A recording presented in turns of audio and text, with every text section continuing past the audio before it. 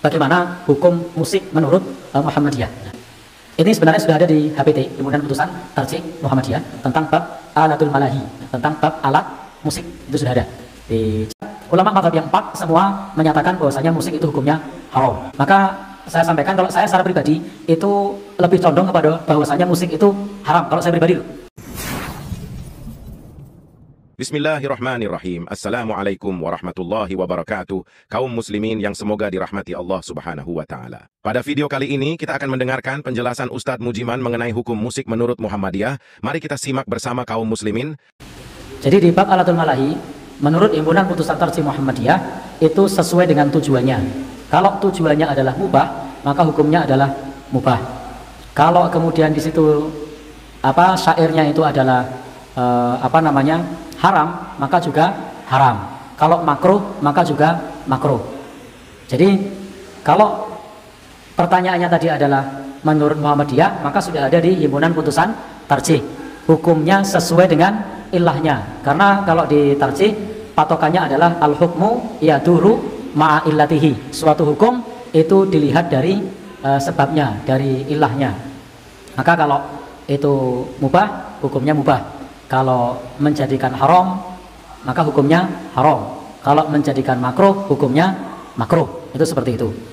Kemudian juga terkait mengenai masalah apakah hadis tentang musik itu dhaif. Nah, baik. Hadis tentang larangan musik itu sahih. Jadi hadis tentang larangan musik itu sahih. Itu riwayat Imam Bukhari, itu mu'allaq ya. Itu hadisnya mu'allaq. Riwayat Imam Bukhari, hadisnya itu sahih. Maka saya sampaikan kalau saya secara pribadi itu lebih condong kepada bahwasanya musik itu haram kalau saya pribadi loh. Kenapa? Karena saya memahami zahir hadis dari lafaz yang disebutkan dalam hadis Imam Bukhari tersebut, sehingga saya cenderung kepada yang hukumnya haram. Meskipun untuk konteksnya nanti lagu atau syair itu tidak dilarang. Yang dilarang itu adalah musiknya. Yang dilarang adalah musiknya. Maka tidak mengapa kita kemudian bersyair. Dan di zaman Nabi Shallallahu Alaihi Wasallam itu yang dibolehkan adalah saat Idul Fitri, Idul Adha, kemudian saat jihad fi sabilillah, kemudian saat walimah, itu yang dibolehkan. Jadi hadisnya sahih, tetapi memang memahami hadis tersebut ada yang berpahaman kepada zahir hadisnya, teks hadis tersebut. Kemudian kalau di Muhammadiyah yang dipahami bukan zahirnya, tapi adalah ilahnya. Maka kemudian kaidah yang dipakai adalah al-hukmu yaduru ma'a illatihi. Bahwasanya hukum itu berjalan sesuai dengan ilahnya. Seperti itu. Tentang masalah musik. Dan memang kalau kita lihat ulama mazhab yang 4 semua menyatakan bahwasanya musik itu hukumnya haram. Ada enggak yang membolehkan? Ada. Siapa? Imam Ibnu Hazm. Itu menyatakan bahwasanya bolehnya musik. Maka dalam masalah ini adalah perkara yang mukhtalif, perkara yang diperselisihkan oleh para ulama untuk saat ini.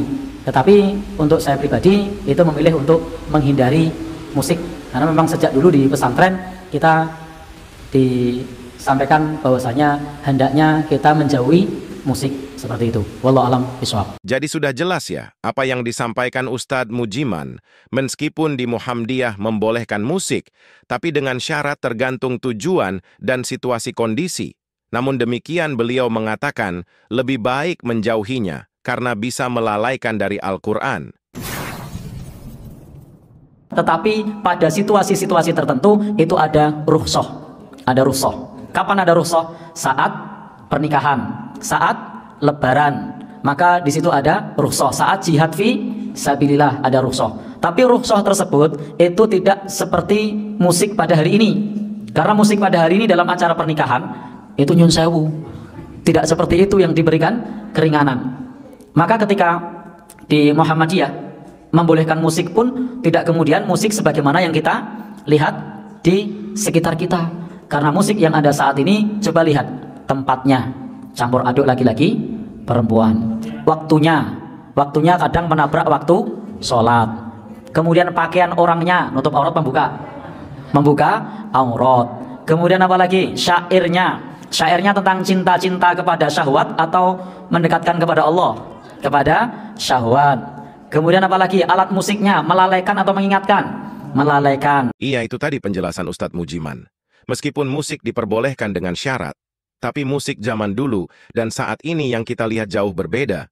Mulai dari bercampur baur laki-laki dan perempuan, kemudian seringkali menabrak waktu sholat, kemudian syairnya yang jauh sekali dari mendekatkan kepada Allah, kemudian seringkali terbuka auratnya, kemudian alat musiknya bisa melalaikan Allah. Jadi pada intinya lebih baik kita menjauhi musik. Wallahu a'lam bishawab.